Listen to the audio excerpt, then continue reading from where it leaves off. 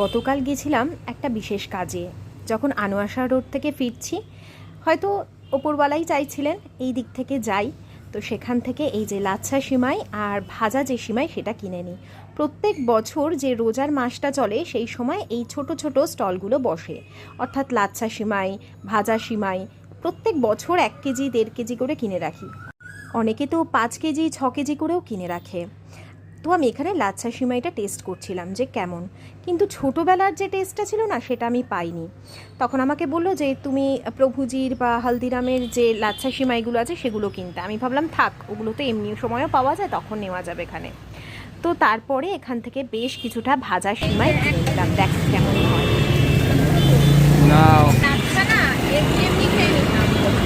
আজকের এই ব্লগটা আমি আমার একজন সাবস্ক্রাইবার বলো বা ভিউয়ার বলো বা বন্ধু বলো, অল অ্যাবাউট মিউজিককে ডেডিকেট করছি। আমি ভেবেছি আমার একটা শর্ট আমি আমার একজন বন্ধুকে ডেডিকেট করব। আজকে ওকে ডেডিকেট করবার এটাই কারণ যে ও নিজে থেকে আমাকে কমেন্ট করেছে যে আমি অনেকক্ষণ ধরে অপেক্ষা করছিলাম তোমার নতুন ঘর দেখব। হয়তো নতুন ঘরের শর্ট এখানে দিলাম না, কারণ আজকে সারাদিন অনেক পরিশ্রম করেছি, ওপরে যাওয়াই হয়নি।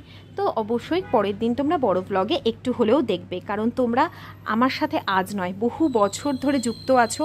আমার সাথে একটু একটু করে আমার নতুন ঘর বলো বা নতুন যা হয় তোমাদের সাথে যেমন শেয়ার করে আনন্দ পেয়েছি, তোমরাও ঠিক ততটাই আমার জীবনে যা ঘটেছে সেটা দেখে আনন্দ পেয়েছো, দুঃখে দুঃখিত হয়েছো।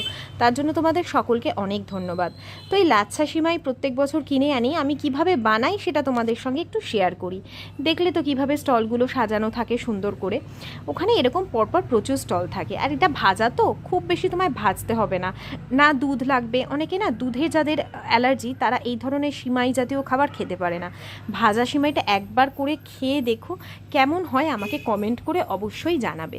তো আমি এখানে 2টো এলাচ থেতো করে দিয়ে এখানে সিমাইটা দিয়ে ভালো করে ভাজা ভাজা মতন করে নিয়েছি। খুব বেশিক্ষণ নাড়াচাড়া করার প্রয়োজন নেই। এরপরে এর মধ্যে আমি ডাইরেক্ট জল দিয়ে দিলাম। চাইলে তোমরা এই জলটার মধ্যে চিনি গুলে শিরা করেও দিতে পারো, কিন্তু প্রয়োজন পড়ে না। আমি এর মধ্যে জল দেওয়ার পর এখানে চিনি অ্যাড করছি পরিমাণ মতন। যদি বেশি মিষ্টি চাও সেরকমই মিষ্টি দেবে, যদি কম চাও কম দেবে, কিন্তু যেরকমই করো না কেন খেতে দুর্দান্ত লাগে। এরপর যখন এটার জলটা একদম শুকিয়ে যাবে, দেখো প্রথমে কিন্তু আমি একদম অল্প তেল দিয়েছিলাম, এই কারণেই দিয়েছিলাম কারণ এখানে যেন ঘিয়ের টেস্টটা ভালো আসে।